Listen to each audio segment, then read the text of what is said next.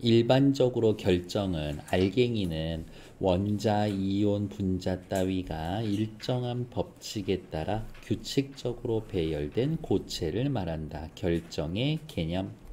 결정화 기술은 금속의 용융, 녹아있는 상태에서 결정을 얻어내거나 혼합물, 뭔가 섞여있는 이 액체에서 원하는 용질을 결정으로 얻어내서 분리내는 기술을 말하며 결정화 기술의 개념. 산업적으로 널리 쓰이고 있다. 여기저기 막 쓰나봐. 혼합물의 용액에서 결정화 현상은 용해도 변화로 일어납니다. 과학기술 지문인데 원인과 결과는 무조건 체크하셔야지. 용해도가 변하면 결정화 현상이 일어납니다. 용해도가 변하면 결정화 현상이 일어납니다. 즉, 용액의 농도를 평형 농도 이상으로 변화시킴으로써 화살표. 용액에서 고체가 결정으로 석출되는 결정화가 일어나는 겁니다. 어렵게 생각하지 마. 평형 농도 이상이 되면 결정이 생겨. 결정화 기술은 용해도 변화를 유도하는 방법에 따라서 이 평형 농도를 어떻게 높이느냐. 방법 1. 냉각 결정화, 방법 2. 반용매 결정화, 방법 3. 증발 결정화 등으로 나눌 수가 있다. 첫 번째 문단에서 열거가 들어간다. 그러면 무조건 웬만한 지문이면 이게 요 단어가 여기 있어야 돼. 요 자리에. 그리고 이 단어가 세 번째 문단 시작 여기에 있어야 돼. 근데 없어. 그러면 이상한데 생각하면서 빨리 찾으러 가야지. 근데 갑자기 용해도란 단어 뜻이 나오기 시작해요. 아, 근데 이 지문은 이거지. 이거 세 개를 이해하기 위해선 너네 요거 먼저 알고 있어야 돼. 이거야. 용해도란 용질이 용매에 용해되는 양의 한도를 이야기를 하며 쉽게 생각합시다. 설탕이 물에 용해, 녹는 양의 한도를 말하며 용해도는 특정 온도에서 한도까지 용질이 용매에 녹아있을 때, 즉 포화 상태의 용질의 농도로 표시를 합니다. 물 100g에 설탕이 얼마 녹을 수 있습니까? 주로 용매 100g에 대해 용질의 양으로 표현이 되지만 포화 용액 100g 중 용질의 양으로 표현하는 경우도 있습니다. 앞의 경우에는 물 100g에는 설탕이 얼마 녹니? 물 100g에는 소금이 얼마 녹아? 이런 거고, 설탕 두 번째 방법은 설탕물 100g에 더 이상 설탕이 녹지 않는데 설탕물 100g에 설탕이 얼마 들었어? 라고 물어보는 게 두 번째 방법. 용해도는 온도에 따라 커지는데, 이거 사랑스러운 문장이죠. 무엇에 따라서 뭐뭐 합니다. 비례관계잖아요. 용해도는 온도에 따라서 커지는데, 그럼 이렇게 할까? 온도가 커지면 용해도도 같이 커져. 이거 중요한 문장이야. 어떤 농도에 있는 용액의 온도를 내리면 용해도는 감소해. 그러면 또 다시 표시할까? 온도가 내려가면 용해도도 감소해. 아래로. 아, 용해도와 온도는 비례하는구나. 그렇게 이해해도 괜찮지. 용질은 용해도 이상으로 녹아있는 과포화 상태가 됩니다. 원래 물 100g에 설탕 10g이 녹아 있었어. 근데 이거 냉장고에 넣어놨더니 원래 설탕 알갱이가 보이기 시작해. 온도가 내려가면 조금밖에 못 녹아. 포화 상태에 비해 과포화 상태는 매우 불안정한 상태이기 때문에 둘이 비교했죠. 용해도 이상으로 녹아있는 용질은 결정화돼서 석출이 됩니다. 과포화 상태는 불안정하기 때문에 결정화됩니다. 그렇게 생각할 수도 있겠네. 과포화 상태가 되면 결정화되어서 석출이 됩니다. 이러한 원리를 이용해 온도를 낮춰서 용액에 녹아있던 용질을 결정으로 석출하는 방법을 냉각 결정화라고 합니다. 반용매 결정화는 이제 빨리 눈치채야 돼. 원래 얘네들 열거해야 되는데 그냥 한 문단 안에 다 때려 넣기로 한 것 같아. 그러니까 이 문단 끝나기 전에 얘도 나와줘야 된다고. 그러니까 헷갈릴 수 있으니까 이렇게 끊어 놓기는 하죠. 반용매 결정화 기술은 용질과 용매가 혼합된 용액에 용질을 첨가하면 용질을 용해하지 않고 용매에 용해되는 물질을 첨가하는데 이러한 물질을 반용매라고 합니다. 반용매를 첨가하면 용질의 용해도가 작아지기 때문에 석출하고자 하는 용질의 과포화를 유발해서 용질을 석출할 수가 있습니다. 소염제인 이부프로펜의 결정화를 위해 반용매로 쓰일 수가 있는데 이부프로펜이 용해되어 있는 아세톤 용액에 반용매인 과산화수소를 첨가하면 이부프로펜 고체의 결정 상태로 석출할 수가 있습니다. 헷갈리나? 자, 여기가 이 방이 비커야. 여러분들은 이부프로펜이야? 녹아있는 상태야. 더 이상 이부프로펜이 녹아있을 수가 없어. 근데 이러한 상태에서 과산화수소가 이렇게 이 방에 들어오지. 들어오면서 얘기하는 거예요. 이부프로펜 너 좀 나갈래? 라고 하면서 녹아있던 애들 대충 뭉쳐서 결정으로 해놓고 꺼내놓고 이 자리로 내가 들어갈 거야. 됐을까? 녹아있는 이부프로펜 자리에 과산화수소가 삐지고 들어가. 그러면 밀린 이부프로펜은 지들끼리 뭉쳐서 이렇게 석출이 돼.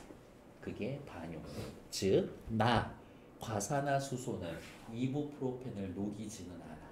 하지만 여기 아세톤에는 녹아. 그게 반용매 결정화. 박힌 돌이 굴린 돌 빼내는 거예요. 다음, 증발 결정화는 용매를 증발시키면 과포화가 유도되어서 용질이 석출되는 방법으로 염전에서 물을 증발시켜 고체 결정의 소금 결정을 얻는 과정이 이것에 해당됩니다. 쉽죠? 네모로 쳐놓은 반용매 결정화 뭔가 이유가 있을 텐데 그렇지 뒤에 3번 문제 있네요. 자, 살펴보러 갑시다. 3번 문제 1번 방금 읽은 반용매 결정화의 전제로 가장 적절한 것은 1번 혼합물 용액에서 용질의 평형 농도는 반용매가 혼합물 용액에 유입됨으로써 커진다. 내가 이 방에 들어오면 평형 농도가 높아져? 그 말은 무슨 말이야? 이부프로펜 더 녹을 수 있다는 얘기인데 그렇지 않은데 이미 녹아있는 애들도 결정으로 만들어 버리는데 더 녹게 만들어 준다고? 틀린 얘기지. 용액에 녹아있는 용질은 용액에 다른 용질을 첨가하면 용질에 대한 용매로 작용을 한다. 용액 아세톤에 녹아있는 이부프로펜은 아세톤에 과산화수소를 추가하면 용질, 과산화수소에 대한 용매, 이부프로펜이 과산화수소를 녹여? 아니야. 반용매가 들어오면 과산화수소가 들어오면 용액의 온도가 낮춰져. 온도랑은 상관이 없어. 용매가 한 용질에 최대로 용해할 수 있는 정도는 이부프로펜이 아세톤에 최대로 녹을 수 있는 정도는 다른 용질, 과산화수소가 아세톤에 녹으면 달라집니다. 맞는 얘기. 원래는 8명 녹을 수 있었는데 내가 들어옴으로써 7명만 녹을 수 있게 되는 거잖아. 그러니까 4번 딱 맞는 얘기지. 혼합물 용액에 들어오는 또 다른 용질, 과산화수소는 혼합액의 용매를 증발시켜. 증발이랑 냉각이랑 아예 상관이 없어. 틀린 얘기. 정답은 4번. 앞으로 이제 다시 넘어옵시다. 세 번째 문단인가? 과포화를 유도하여 용질을 결정으로 석출하는 여러 가지 방법이 있지만 용질이 석출되는 원리는 동일합니다. 그러면 용질이 석출되는 원리를 얘기해 주겠네. 용질의 석출에 따른 결정의 성장과 관련된 에너지로는 그렇지. 녹아있는 애가 결정으로 오려면 뭐 에너지를 흡수하든 방출하든 뭐 어떻게 형태를 바꾸든 에너지와 관련이 있겠지. 석출되는 고체가 커짐에 따라서 고체의 부피당 에너지 변화를 델타 GV라고 하고 어디가 있냐. 고체가 커짐에 따라 고체의 부피당 에너지 변화를 델타 GV, 결정을 구형이라고 간주하면 고체가 생성됨에 따른 부피에 관한 에너지 변화값은 구의 부피의 델타 GV를 구하면 구할 수가 있다. 어우, 부피에 관한 에너지 변화값은 구의 부피 곱하기 델타 GV, 그냥 공식이야. 이렇게. 이 값은 음의 값을 가지게 되는데 그럼 밑에다가 이렇게 쓸까? 마이너스 값이라고. 결정의 반지름이 커짐에 따라서 그 절대값은 더 커집니다. 너무 당연한 얘기야. 부피에 관한 에너지의 변화는 구의 부피 곱하기 델타 GV인데 이 값 자체가 음수래. 됐을까? 근데 구의 부피는 음수일 수 없거든. 그러니까 이게 음의 값이라는 이야기인 거죠. 얘가 음의 값이야. 근데 이 구의 부피 값이 커져? 그러면 마이너스 12, 마이너스 100, 마이너스 300, 마이너스 500 된다는 얘기지. 구의 부피가 커지면 이거의 마이너스 100, 마이너스 200, 마이너스 300 이거의 절대값은 커지는 겁니다. 이게 커지면 이거의 절대값이 커진다. 다음, 이 값은 한편 끊어 석출에 따라 고체가 생기므로 그 고체에는 고체와 액체 간의 경계가 새로 생성되는데 이것을 계면이라고 부릅니다. 새로운 계면이 생김에 따라서 요만했던 애가 점점 커지니까 표면적 늘어나겠지. 계면도 늘어날 거라고. 새로운 계면이 생김에 따라 표면에 관련된 에너지 변화는 결정의 반지름이 커질수록 그 값이 커집니다. 표면에 관련된 에너지는 반지름이 커질수록 그 값이 커집니다.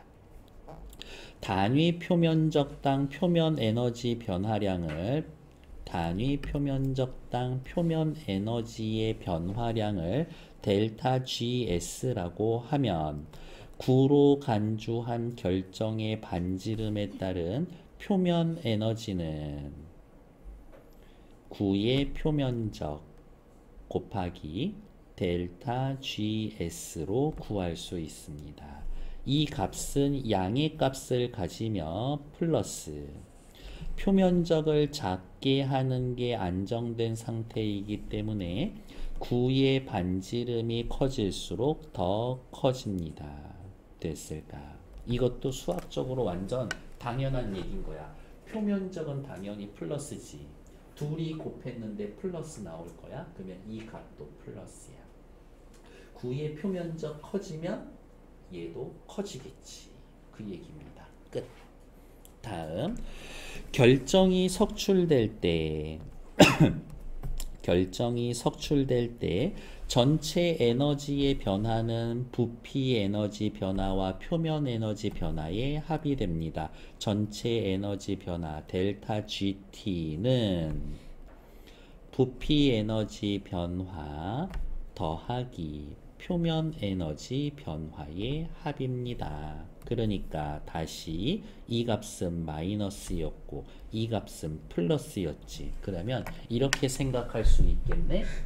전체 에너지 변화는 플러스일 수도 있고 마이너스일 수도 있어. 0일 수도 있지. 그렇지 않나? 이 둘이 같으면 0 나올 수도 있지. 이 값은 풀마, 제로 다 세 가지 가능해. 그런데 물질은 에너지가 높을수록 불안정하고 에너지가 낮을수록 안정된 상태이기 때문에 뭐뭐일수록 뭐뭐합니다라는 문장은 중요하니까 밑줄이 너무 많아도 어쩔 수 없지 뭐 얘는. 델타 GT의 값은 입자의 반지름의 값이 커짐에 따라 양의 값으로 점점 증가하다가 최대값을 지닌 후 감소하기 시작하여 음의 값이 되며 계속해서 뒤에 뭐라고 나와 있어? 감소합니다. 이게 뒤에 나와 있는 4번 그래프인 거지. 그러니까 얘네들 전체 에너지 변화를 그리세요라고 하면 입자의 반지름이 커짐에 따라 점점 증가하다가 최대값을 지난 후 감소하기 시작하여 음의 값이 되고 계속해서 감소합니다. 이렇게 흘러갈 거래. 이렇게 막 대충 그린 그래프가 어디? 여기에 딱 있네. 그쵸? 그러면 써야지. 전체 에너지 변화는 부피 에너지 변화 더하기 표면 에너지 변화 그리고 부피 에너지 변화는 음의 값, 표면 에너지 변화는 플러스 값. 그러니까 이렇게 생각할 수가 있겠네. R1이라고 이야기하는 최대값을 지날 때까지는 누가 더 커? 이게 더 커. 그치? 그러니까 플러스 값이겠지. 근데 이제 이 지점을 지나면서부터는 이게 더 커져. 그렇지 않을까? 그러니까 마이너스 돼야 되겠지. 다시 여기 최대값 이전까지는 표면 에너지 변화값이 더 커. 최대값 지나면 부피 에너지 변화값이 더 커. 근데 이상하지 않아? 완만하게 지속됐는데 떨어지는 건 훅 떨어져. 이렇게. 이거 대충 그리는 그림 아닐 거니까 이거 이유가 있을 텐데 왜 그럴까라고 생각해 봤더니 이제 뒤에 이어질 거예요. 어디 있어? 구의 부피와 표면적은 각각 반지름의 세제곱과 반지름의 세제곱과 표면적 제곱의 비례함을 생각하면 알 수가 있습니다. 그러니까 어디가 있어? 얘는 마이너스 값인데 세제곱으로 커지고 있고 세제곱으로 커지고 있어. 음의 값이니까 이렇게 얘는 표면 변환 제곱으로 커지니까 이렇게 갈 건데 여기 잘 보세요. 이렇게 갈 거라고. 어느 순간 지나면서부터 얘가 이만큼 변하고 얘는 요만큼 변하고 그렇게 될 거라고. 됐을까? 근데 이거 중학교 때 배운 거 있죠? 구의 표면적이랑 부피 구하는 공식 혹시 기억하고 있어요? 내가 알기로는 이거 3분의 4 파이 r 세제곱일걸? 이거 파이 4 파이 r 제곱일 거고 저는 그렇게 알고 있는데 아니면 말고요. 근데 맞을 거예요.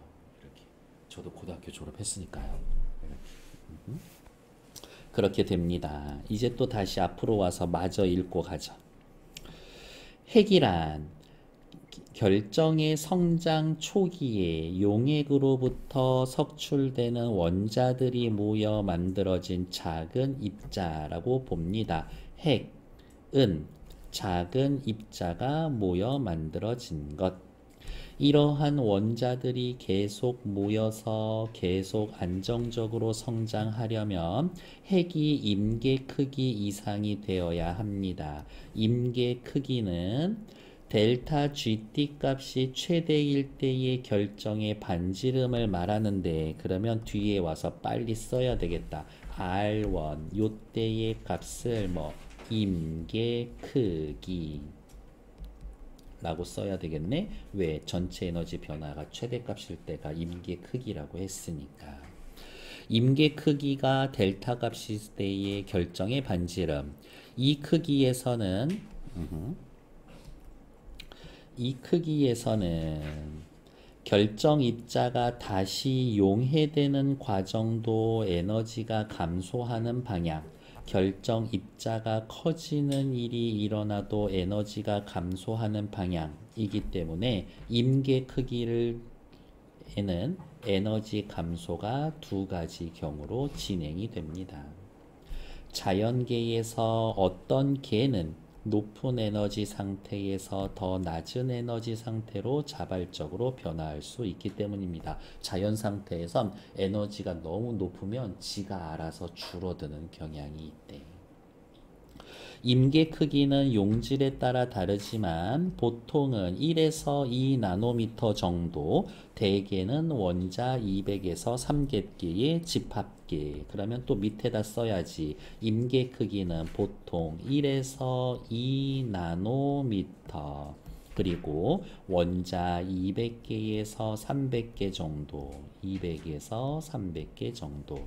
임계 크기보다 더 작으면 엠브리오라고 합니다. 그러면 여기에 있을 때에는 얘네들 이름이 엠브리오라고 합니다. 됐나요? 자, 이제 마무리 지읍시다. 정말 5번째. 이러한 결정 성장 이론은 용액에서 용질이 석출되는 과정뿐만이 아니라 고온에서 액체로 있던 금속이 녹는 점 아래에서 응고되어 고체의 결정이 형성될 때에도 동일하게 적용이 됩니다. 금속 녹여서 거기에서 결정을 뽑아낼 때도 이 공식 써먹을 수 있다고. 많은 결정이 모여서 고체를 이루는데 결정은 다시 녹기도 하지만 임계 크기 이상이 되면 금속 같은 경우는 계속 커진대. 이처럼 용용 상태에 정리해 주겠다라는 거잖아요. 이처럼 용용 상태의 금속이 과냉각되어 결정이 생성될 때에는 과포화도가 아니라 과냉각 정도가 결정 형상과 성장의 구동력이다라는 것이 용액에서 결정이 석출될 때와는 다른 겁니다. 요렇게 끊어 놓고 금속이 어쩌고 과냉각 정도가 중요하구나. 그러면 손대놓은 문제니까 213페이지 5번 풀러 가자. 녹는 점 이상의 고온에 있는 금속을 거푸집에 넣어서 냉각해서 고체로 만들었습니다. 고체의 결정이 형성될 때의 결정 반지름에 대한 결정 생성의 전체 에너지 변화는 오른쪽과 같아요. 틀린 것 찾기 1번. R1과 R2 사이에서는 입자가 계속 안정적으로 성장을 하겠군. 그렇지. 임계 크기 이상으로 되면은 안정적으로 성장한다라고 했으니까. 굳이 이유를 옆에 쓰자면 반지름이 임계 크기 이상이니까 1번 괜찮아. R1은 임계 크기에 해당하겠군. 우리 아까 썼어? 오케이. R1보다 크기가 작으면 엠브리오라고 불리겠군. 엠브리오라고 썼어? R1보다 입자가 커짐에 따라서 입자의 표면 에너지 값은 감소하겠군. 그럴 리가요. 왜? 입자의 표면 에너지는 반지름 곱하기 표면 에너지의 변화량 델타 GS라고 했는데 얘네 둘 다 플러스 값이라고 했거든. 그러니까 반지름이 커질수록 표면 에너지 값 같이 커져야지. 그러니까 4번 틀려. R2에서 R2면은 딱 요 지점이네. 부피 에너지 변화와 표면 에너지 변화의 절대값이 같겠군. 이때 0이야. 뭐가 0이야? 전체 에너지 변화 0이야. 그러면 요거 더하기 요거가 같다는 이야기는 이거 마이너스고 플러스인데 값이 0이 나와야 돼. 절대값 같아야지. 그러니까 5번 맞는 얘기지. 틀린 건 4번. 됐을까요? 앞으로 넘어오셔서 1, 2, 3, 4, 6번 하는데 4번은 같이 보도록 하러 갈게요. 4번. 가의 근거를 추론했을 때 가장 적절한 것. 가는 뭔데? 점점 커져서 양의 값으로 진행하다가 어느 순간부터는 음의 값으로 계속 음의 값이 됩니다. 이 이야기. 처음에 증가할 때는 뭐? 표면적에 의한 에너지가 커. 표면적인 에너지 커. 근데 부피에 의한 건 작아. 요만큼이야. 그러니까 합치니까 플러스 되지. 근데 어느 순간 넘으면 이렇게 되어 있어. 그러니까 마이너스 값이 되는 거지. 왜 얘가 갑자기 훅 커져? 얘는 제곱하고 얘는 세제곱하니까. 같은 값에 대해서. 정답 4번. 반지름에 대한 구의 부피의 변화율은 세제곱에 구의 표면적 변화율 반지름 제곱보다 급격하게 어느 순간 커질 거니까. 정답 4번. 됐나요? 1, 2, 3, 6번 네 문제 엄청 여유 있게 드려요. 풀다가 자는 거야. 다 풀고 4분 드려봅니다. 시작. 1번 윗글의 제목으로 가장 적절한 것은 결국엔 주제 찾으라는 문제죠. 주제는 누구예요? 정답 5번.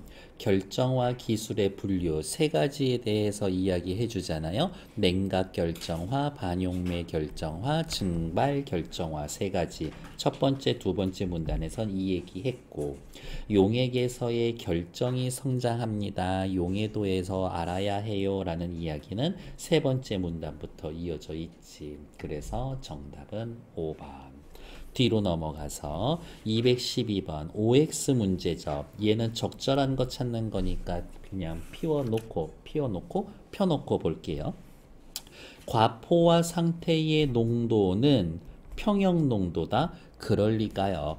평형 농도 이상이 되면 결정화 현상이 생기고 이러한 결정화 현상이 생길 때가 과포화 상태지.